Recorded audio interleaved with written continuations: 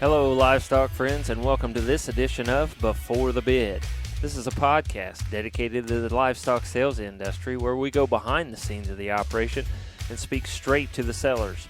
We discuss topics about the important aspects of their operation, location, the people behind the prep work, and talk about some of the animals that will be offered to you, the prospective buyers. Hopefully, you've got your sale catalog close by. You might have to go look through that pile on your desk. But if not, then you're probably like me and driving down the road or busy with chores around the farm. And that's okay too. Wherever you are and whatever you're doing, I hope you enjoy this segment of Before the Bid. I'm your host, Andy Howell. Welcome, livestock friends, to this edition of Before the Bid. And on this podcast, I have back a guest that I enjoy having on the podcast, and I enjoy just the friendship that I have with him through the cattle business and the different meetings that we have and different things that we do. And different times we get to hang out at shows or sales or whatever it is. I just really enjoy this guy, and I really enjoy the program that he works for and that he helps lead into the cattle world, and they are really making a splash here around the nation and even around the world here. And on this podcast, we are talking to Mr. Glen Davis of Linz Heritage Angus, and they are going to have their 4th annual Performance Tested Bull Sale, and it is coming up on January 23rd, and that is going to be a 2 o'clock Central Standard Time start time, and it will be held at Crown Point, Indiana. And Glen, you know, there's a lot of snow, there's a lot of cold, there's a lot of things in northern Indiana in January, and you guys have moved this sale up to January 23rd, and I just kind of laugh and think of where did that logic come from? Well, it really came from, of all, it's kind of humorous, really, but it was really more the auctioneers and the sales manager just fitting in a weekend. And trying to make it ours. That's kind of everyone's problem, because when we moved back from Wisconsin, we had to pick a weekend, which forced us into January. And of course, the great, the Baldridge sale has been a stalwart at the weekend they had, which is basically the last Saturday of the month. So we had to go the Saturday before, which actually kind of fits good here because we calve early. We're already done calving, and we moved our calving forward just for the sale for those reasons. And it kind of opened everything up now. And for us being in Indiana, as you mentioned, not only snow, but rain is the biggest hindrance we have, Right. Living right next to Lake Michigan. So we pretty much are very happy with the date now. I mean, we've done it the 2 years in a row now, and I mean, it really fits our deal. Last year we were still calving. We learned that was a mistake. So this year we quit calving at Christmas. Essentially, we have a few stragglers, and then we shipped the later part of the herd to a southern farm with some good friends of ours that are actually great bull customers of ours. We call them the Indiana boys or Indiana group, but they're really good young, or I don't know if they're that young. They're kind of my age, but they do a great job, and they're calving about 60 of our Januaries down there. So we're basically done this year, so we can accommodate the bulls, with a great deal more ease than last year. And as you said earlier, you guys had this bull sale, a joint bull sale in Wisconsin, and then you decided you would take it on your own down at Crown Point here in Indiana. And Glen, Indiana's not a great place to sell bulls. For a lot of people, I guess. A lot of people would say, well, I can sell 3 or 4 or maybe 10 a year. Some of those guys that have been around are doing quite a bit. But what was the thought behind moving it to Indiana and doing it right here? Well, the Wisconsin deal, we were doing a joint sale while our herd was still building. And then once we got so big, we were bigger than our partner then. And which that's what, we were forced to make a decision, either stay in Wisconsin, which is very similar to Indiana. It's not a huge beef state.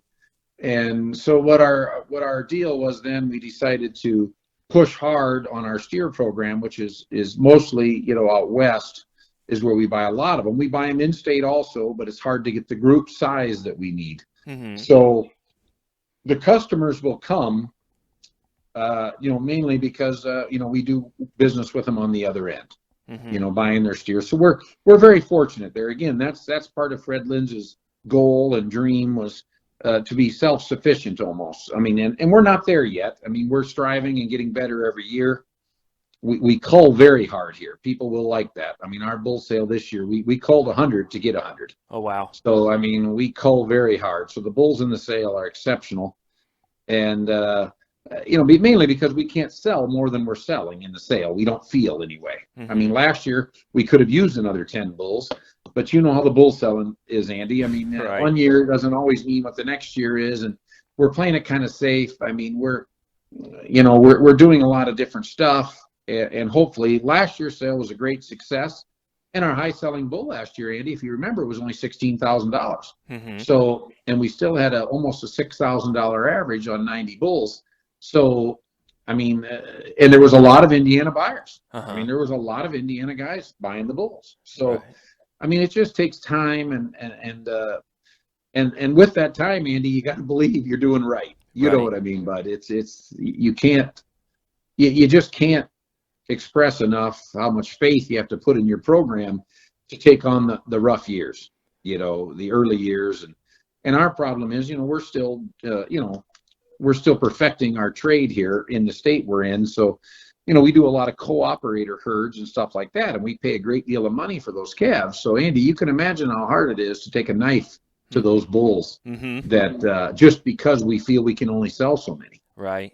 And I mean, we're selling the steers at a loss, but it's part of the program right now until we feel comfortable selling 150 or 200 bulls. Right. Right. Our herd size will not grow anymore. I mean, we're around 500 calves a year, and that's enough. Uh-huh. In the state of Indiana. Mm-hmm. So we won't grow anymore. So we're always going to have around 200 to 250 bulls to pick from. It'll just, hopefully we'll eventually be able to expand on the 90 or 95 bulls that we put in each year. Mm-hmm. Right. And that'll be a decision, Andy, as we move forward and make sure everybody's happy and that the bulls are going properly and we're getting enough money to make it fly. Mm-hmm. So otherwise we would go the other way. If it goes bad for a couple of years, we would probably shrink, down to 70 bulls, Mm-hmm. So we're just kind of learning on the go, Andy. Right. A little bit one of those things. If you got a great big pen full of bulls, the phone doesn't ring quite as much as if you don't have any bulls in the lot, right?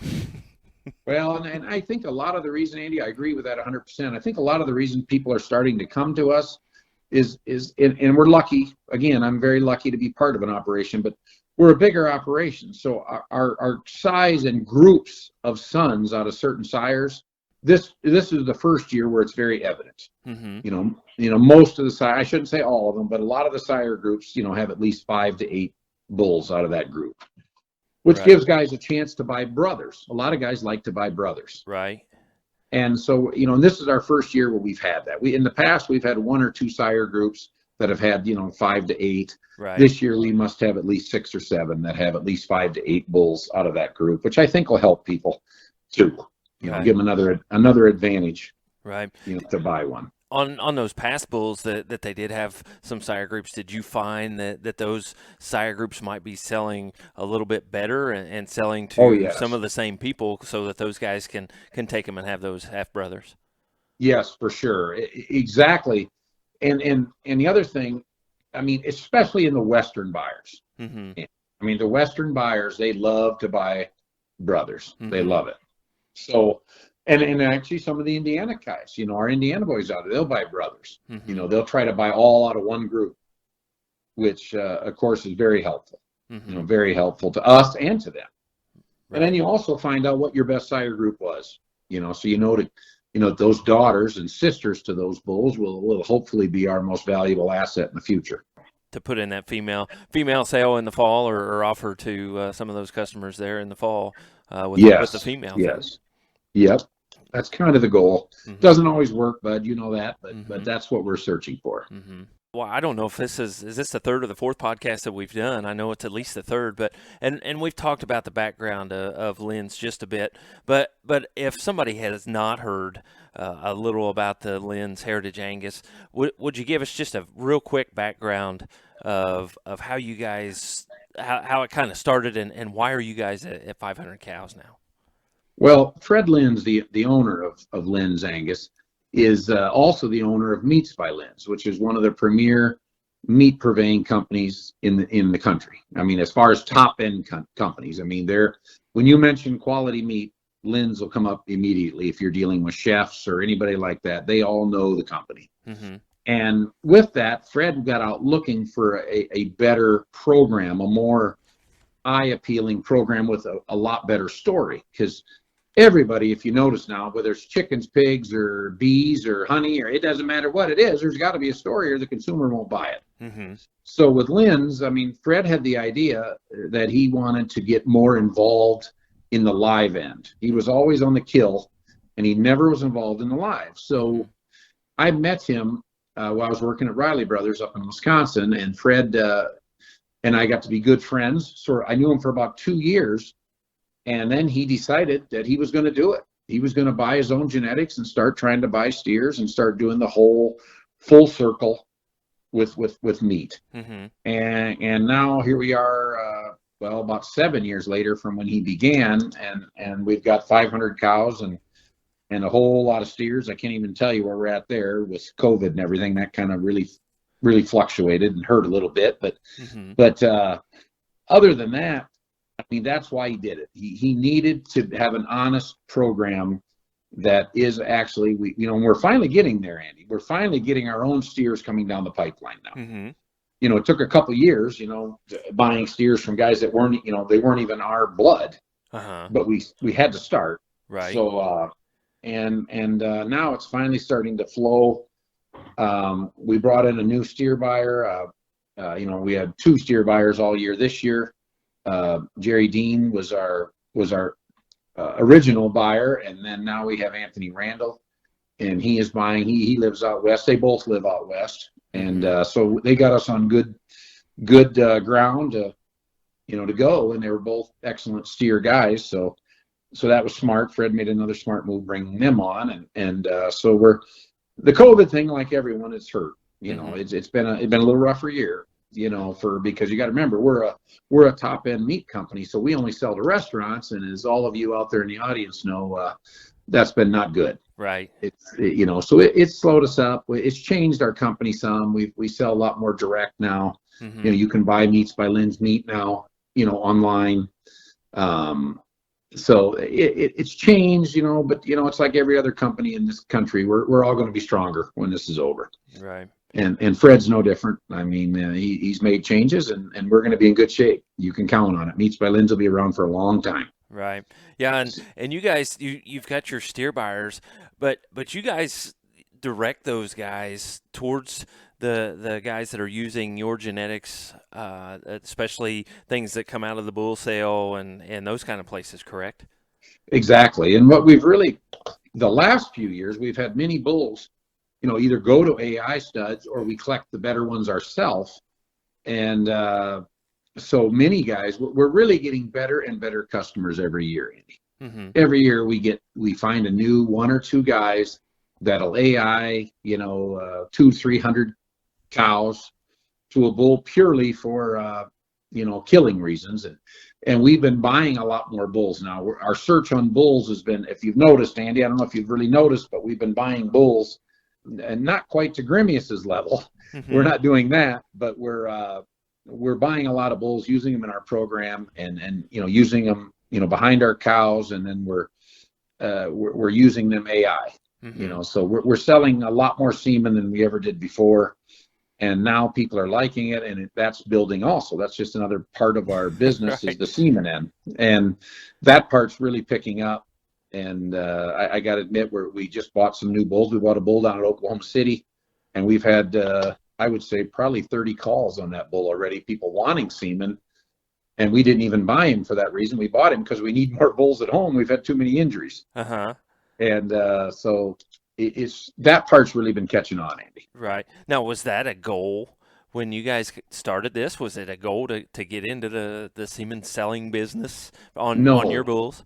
No, it was not. It was a goal on our own bulls to raise them, but it was not a goal of ours to buy bulls. But as it's ended up now, we probably buy more bulls now than we do females. Uh-huh. We're always watching for the newest genetics and the best genetics, and we can get kill data back so quick. We can find out which bulls are the real deal and which ones aren't. Mm-hmm. Right. So that's kind of what we focus on now. I mean, we want to buy. I think we want to buy 5 or 6 more bulls yet this spring. We've already bought 2 in January here, and we want to buy at least 5 or 6 more this spring. Some of them will collect right away. Some will just go directly to breeding the cows. Mm-hmm. We've actually had really good success at that. So we didn't plan on that one, but it's something we're really moving towards. Right. Yeah. And when an opportunity knocks, you open the door for it.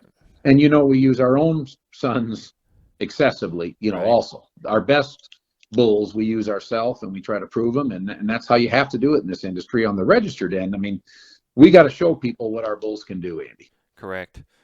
So we'll breed them right away. 2 things came out of that. One, we want to talk about a bull or 2 from you guys, but I want to hear a little bit about Oklahoma.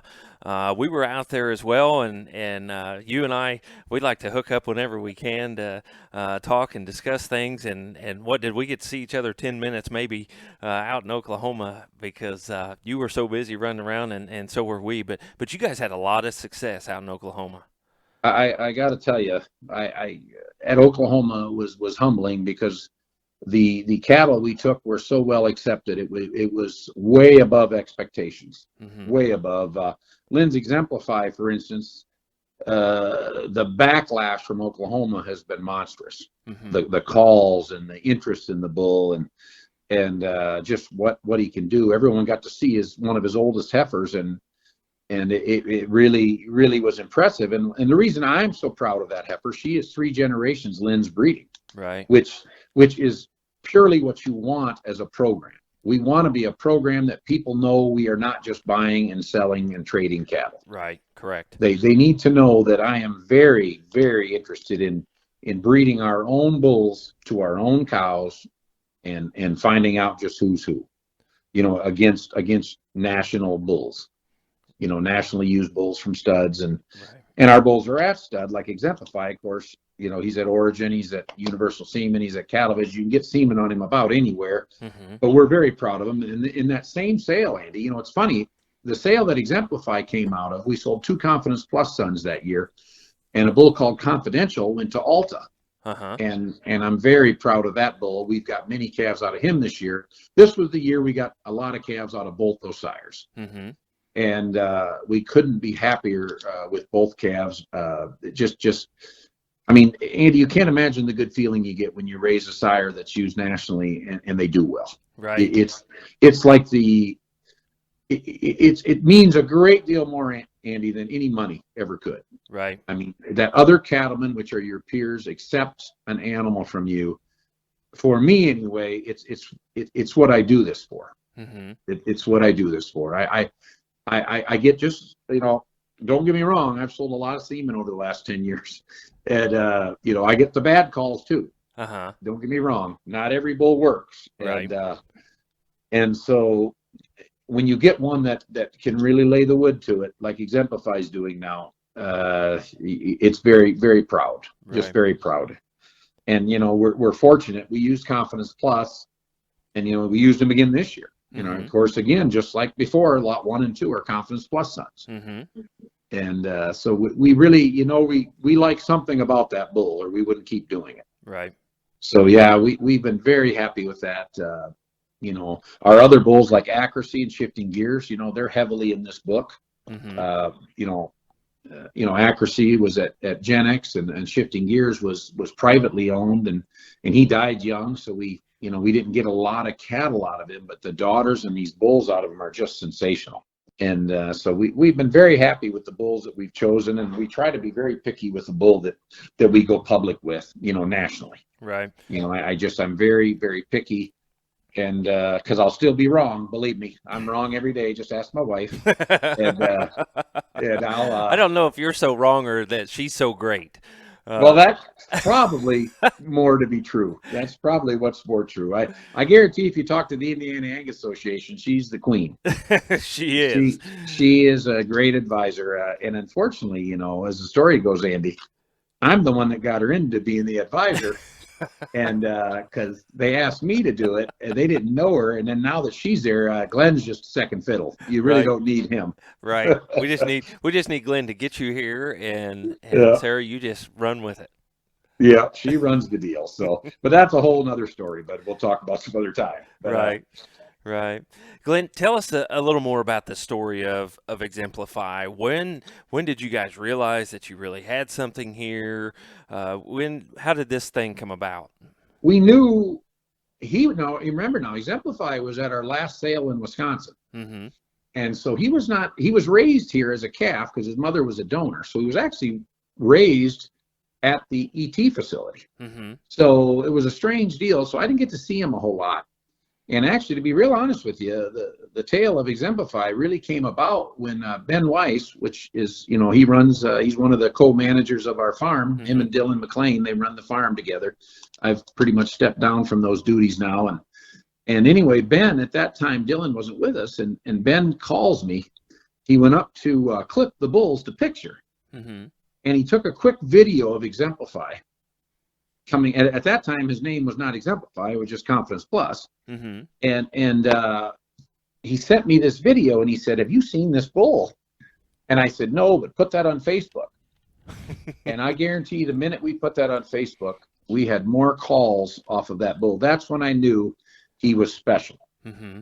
We had many people go see him, and I mean, they called him the man child. I mean, he was a Confidence Plus that was different Mm-hmm. from most Confidence Pluses. I mean, and then when we scanned him, the folklore even got better. He was the number one scanning bull. He did everything perfect. I mean, he never missed a beat, and in docility, he's like a kitten. And I mean, he just but yet still, Andy, you have to understand when you have a bull like that you think is great, you have to be careful. Right. You cannot go public and tell the world he's the greatest thing since sliced bread, which I did not. I tried to control myself. I hope I never came off that way. I mean, he sold for a lot of money, which right away brought attention to him. Right. And then when that happens, the hammer comes down on me, Andy, if he fails. Right. Right. Fred's not going to get those calls. They come to me. Right. And so I'm very, very cautious anymore because I've had bulls that have failed. Mm-hmm. And so when I really knew he was great was this fall when we had our first big, 25 of them born. Mm-hmm.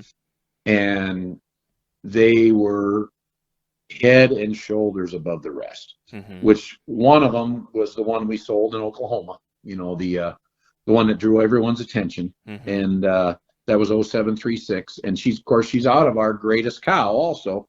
One of our greatest cows. She's out of 3189, which has been our high income cow. Mm-hmm. So it wasn't, by lack of design that the calf was good. Right. I mean, I'll take full credit for that part, Andy. But actually, I didn't even breed her. The boys bred her. So that's more of a joke for the boys. But they bred her, and it was the right mating because that calf was sensational. I just put a picture out last week again on Facebook just to show everyone that calf was not the only Exemplify that's incredible. Right. And I mean, they're all just, to be real honest with you, Andy, he's the first bull that in years, I mean, you and I are both old enough, unfortunately, to remember when you would inject performance bulls into the show cows. Mm-hmm. And this is the first bull in years that's going to happen. Mm-hmm. We've had many show people contact us now wanting his semen. Mm-hmm. And which to me, it lets people know that what I've talked about for 30 years now, cattle can't just have big numbers. They have to be physically athletic, and they have to be smooth shouldered. They have to travel well, or I will not have them on the farm. Right. And he is the epitome of what I've bred for the last 35, 40 years. Right. And I hope he continues. There's a lot to be done yet. All I can tell you is our spring calves are the same way. They are born right. They're born the right size, born the right shape, and they just excel once they're born. Mm-hmm. And the only thing now is what size will they be mature? That's the only thing we're waiting for. He's a 5'8" frame bull himself, and so we're hoping he throws somewhere between 5'6" and 6'2". if they're no bigger than that, I'll really be happy. Mm-hmm. So there's a lot to be done yet, but the early signs now in the bull are incredible, and we could not be prouder that we raised that bull. Right. Yeah, and I hope he works because we've used him in our program quite a bit, and actually I just bred one to him here about an hour ago. So yeah, we've jumped on it, and we as well hope that he really excels and really works out, and maybe we'll be on the leading end of something for once. Well, I'll tell you what, it's always a risk. Every time you use a young sire, it's Right. a risk, but I can tell everyone listening that the risk now is it's been cut in half at the least. Uh-huh. At the least, I can assure you that you can use that bull, and you made him properly, and you're going to be very happy. Right. And Right. we've mated him many ways, and he really hasn't failed in any mating. Mm-hmm. But he really excels to animals that are similar to him. Right. Just if they've got any phenotype already, all he does is improve it. Mm-hmm. Good. And the neck extension is what has shocked us. Uh-huh. The amazing front end is hard to get out of a bull with his kind of numbers. Right. Most numbered up bulls that have that kind of marbling, they don't throw that kind of front end. Uh-huh. But that was that was the reason we really thought he might do it if he can just like I said, we're excited. I'll leave it at that. Right. Yeah, and I can imagine, and as well you should be, especially with the early success of him, and yeah, if you guys that picture you put up, I've seen it a couple places. Is it on Linz? Is it on the Linz Linz Heritage Facebook? Angus. Yes. On the Facebook page. Okay. Yeah, the new one, the new calf. Right. And that calf's actually, that's why I put that one up specifically. That calf is out of a Prophet Mm-hmm. cow, which is not a known phenotype animal. Mm-hmm. And you'll see we've got a flush of 5 sisters out of that deal, and that calf will be our next headliner. It's another one, same kind of numbers of the calf we just sold, the big $300 some C and the $200 B, and yet she looks like a Greek goddess. Mm-hmm. I mean, it's phenomenal. That's We awesome. bought that flush last year in Denver, and I had never expected the phenotype. I've never seen the cow, so I can't say anything that way. Mm-hmm. I've seen pictures of her. She looks great, but I mean, these heifers and bulls out of that mating, we had 9 total, and they're stellar. Mm-hmm. And our other ones, we've had a few mistakes where we were lucky. Mm-hmm. We had a couple great calves. We just got the blood back. And I said, my God, that's an incredible calf for whatever the sire was.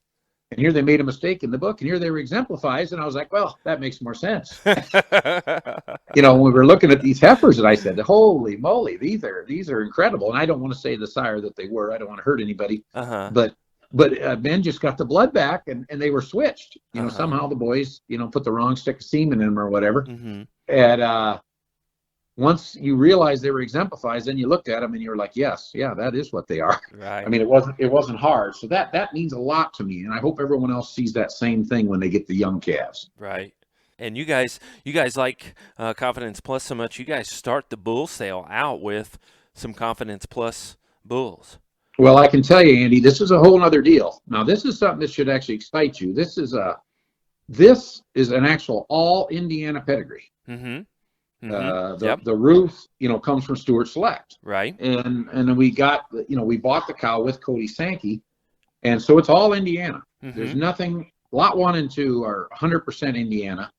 The world got to see the greatness of that cow when we sold Lynn's Crown Point. At the time, his name was different, so people may not notice his name, but we had some backlash on the name, and everyone was pretty well to be done with 2020. So, right. So we changed his name to Lynn's Crown Point, and he sold in our female sale, which we like to do. We like to put one great bull in the female sale, Mm-hmm. and he went to Gen X, and the bull is really making a lot of semen. So I'm expecting these 2 brothers to be the same, and or we're hoping anyway. Mm-hmm. And we've had lots of interest in lot 1 and 2 bulls. I mean, they've been probably the most exciting bulls we've had since Exemplify himself, as far as interest. Mm-hmm.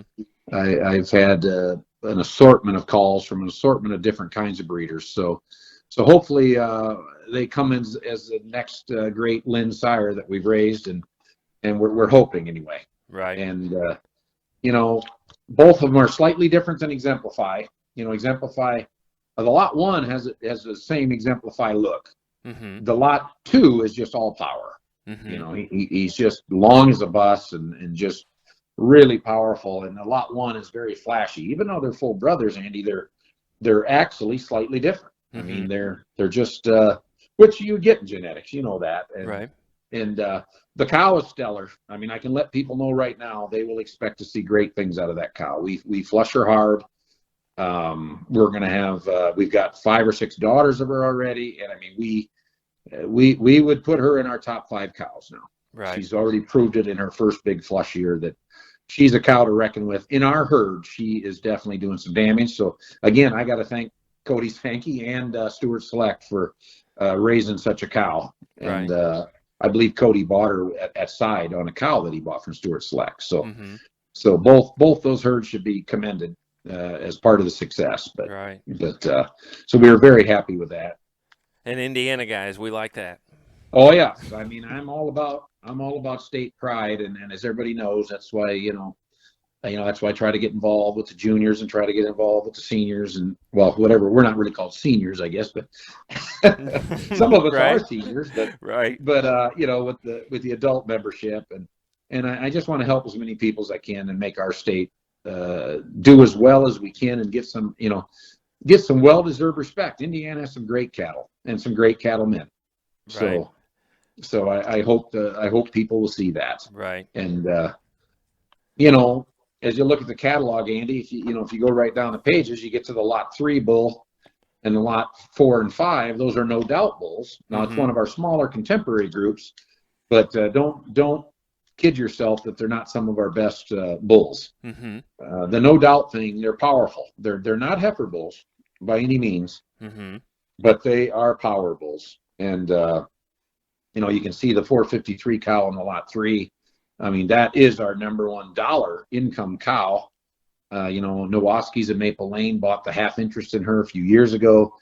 And as you can see, every time anything sells out of her, it's a high seller. So mm-hmm. we're very proud of those calves. The lot 5, 4, and 5 are kind of the same way. One of our lead donors, just tremendous bulls.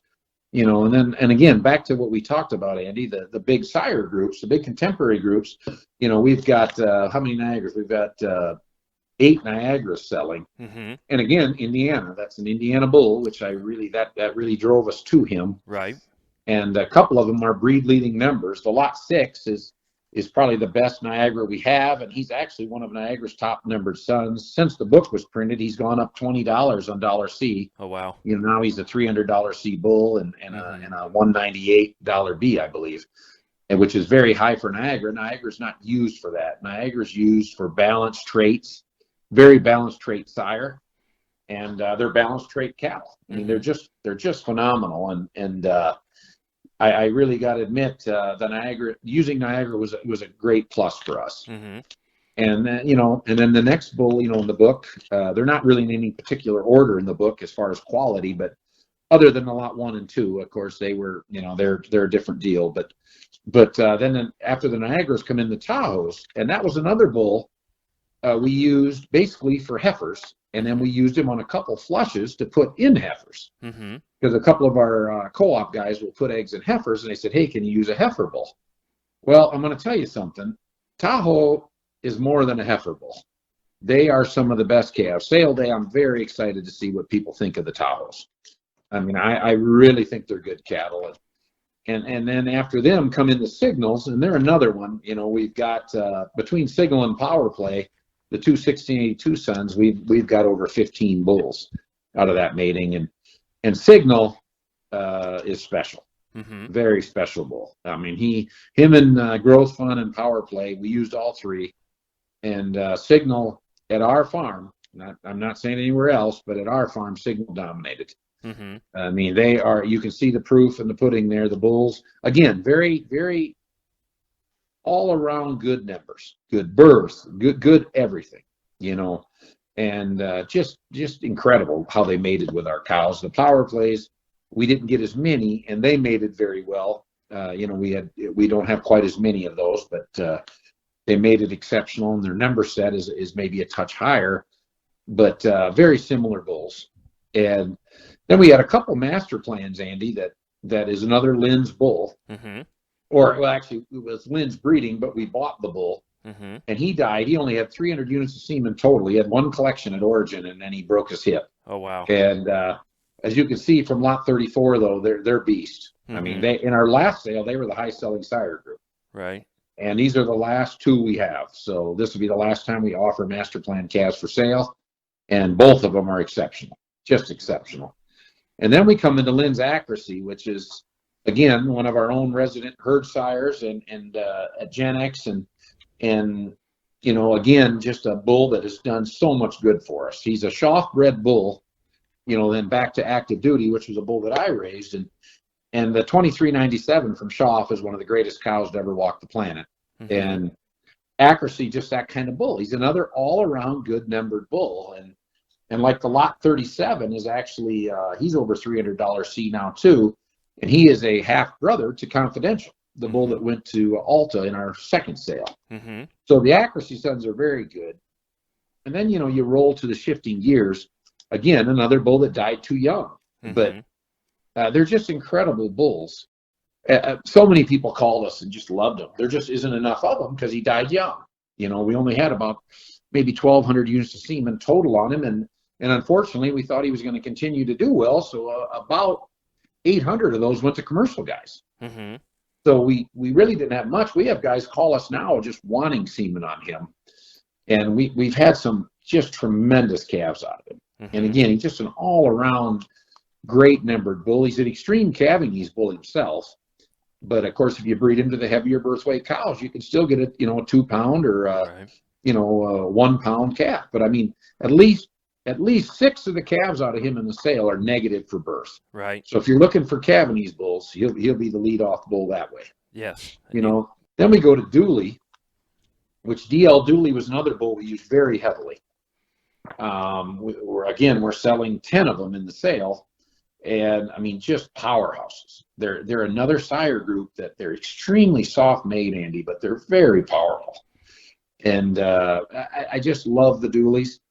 We got a lot of different kind of matings to him. Some of our best donors, most of them are ET calves that are Dooleys. Mm-hmm. And again, he's another bull that wasn't a huge numbered bull. And he's very good yearling weight, in a very low birth. Mm-hmm. But his $C, $B weren't that high. But when you come and see the bulls, they'll be some of the first bulls you notice. Mm-hmm. So we're very happy with them too. We used Enhance, of course, like the rest of the country, and we've got some excellent Enhances. I mean, a couple of them have some of the best numbers in the sale. I'll be anxious to see what happens with them. It'll be very interesting because the lot 65 bull, He's got great numbers, a 66 bull, and they've actually went up. Their mother has been climbing. Their mother sold in our female sale and went to High Roller Angus in Texas. And since she's gotten down there, she's gone up $20-some on $C. So both of those bulls are much higher now, too. Mm-hmm.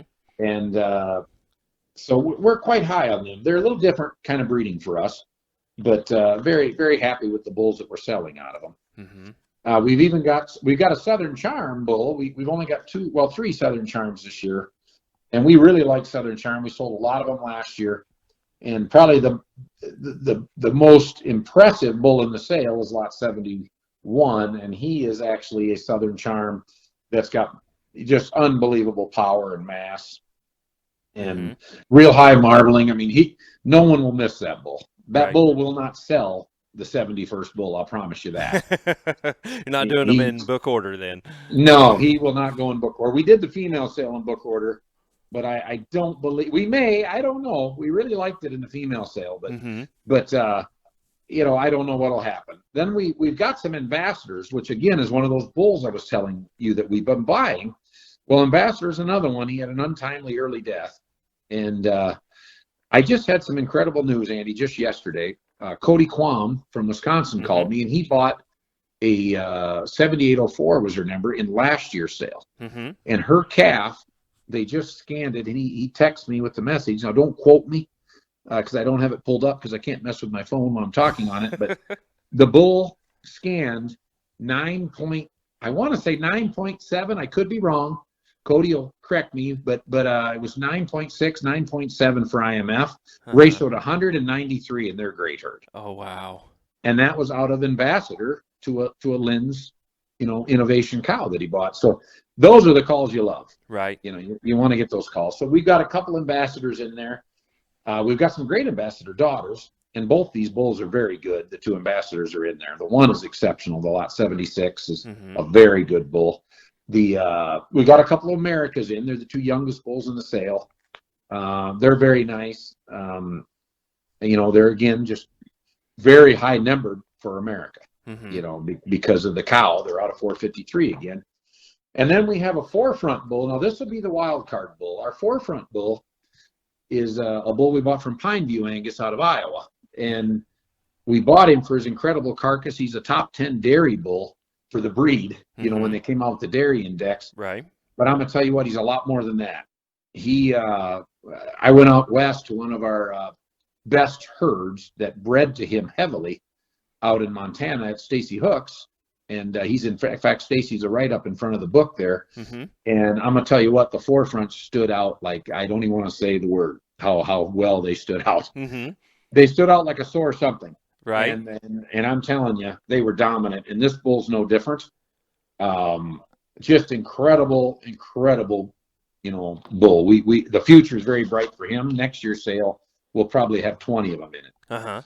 And another young bull that we're very high on. Just very excited. And then we've got at the end of the book, we've got some inertias, some cowboy ups, some innovations, to kind of wrap the book up. And the bull sale, like I told you, Andy, is far, far and above any bull sale we've had. I know everybody says that every year, but we are a young herd. So basically it's true. I mean, we grew a great deal last year. And we grew so much that we just had so much more selection. Right. And we kept, we just culled hard. So like I said, you're buying bulls that have been culled extensively. Right. Extensively. 200 down to 100 or so. Yes. Yeah, it was actually over 200 right. to get down to under 100. And so we're very proud of that as far as the bulls. The bulls have been fed right as far as feeding. The bulls will not be fat. They've been scanned. We got the scan data. We'll have it all on a sheet for everybody. It's, most of them were at 0.2 of back fat, which means they were, maybe a hair light, but that I like, just because I really don't want to ruin them. Right. And I've done it in the past. Don't get me wrong. I've had a lot of bull sales, in my life. And I mean, you know how bulls are, Andy. It's very hard to know when you've gone too far until you scan them. And then you're like, oh, shit, we got to go heavier. Right. And, it's just one of those deals. And I mean, the genetics are there. So a guy just has to, trust in the bull. But the bulls are heavy. I would say most of the yearling weights were anywhere between like 1,200 and 14, right perfect for what I think a bull should weigh at a year. The fall bulls, of course, were lighter, because they're on grass all summer and they're not treated the same as the springs. Right. But them fall bulls are sound and I mean, they're impressive. I mean, they'll be heavy sale day, of course, because they've been eating all winter, but I really like the fall deal. In fact, Andy, I was just telling you about our spring moving up to November and December. Our falls, we've just moving the herd heavily that way. We will eventually be probably 80% fall herd. So we just like the fall bulls. Giving people an 18-month-old bull is a huge deal. Right.